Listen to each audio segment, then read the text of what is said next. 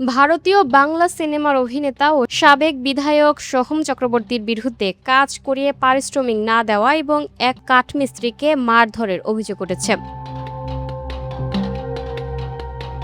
The Times of ইন্ডিয়ার প্রতিবেদনে বলা হয়েছে, এই ঘটনায় রাজ কাপুর শর্মা নামে এক ব্যক্তি বেহালা থানায় অভিযোগ করেছেন। অভিযোগের ভিত্তিতে সোহম চক্রবর্তী ও তার দেহরক্ষী তোতন সর্দারের বিরুদ্ধে এফআইআর দায়ের করেছে পুলিশ। অভিযোগকারী রাজ কাপুরের দাবি, গত 12ই মে সোহমের বাড়িতে 55,000 টাকা একটি আলমারি তৈরির কাজ নেন তিনি। অগ্রিম হিসেবে 30,000 টাকা দেওয়া হয়। কাজ প্রায় 80% শেষ হওয়ার পর আরও 2টি আলমারি তৈরির দায়িত্ব পান তিনি। সেগুলোরও অর্ধেকের বেশি কাজ শেষ করেন বলে দাবি তার। তবে বকেয়া পারিশ্রমিক চাইতে গেলে সোহম তার সঙ্গে দুর্ব্যবহার ও মারধর করেন বলে অভিযোগ করেন Raj Kapoor.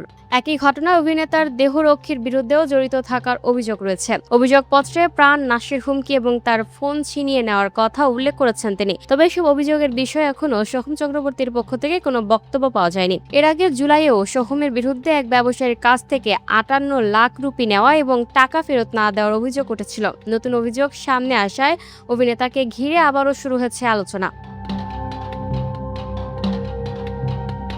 Lucky Akter, up to date news, Dhaka.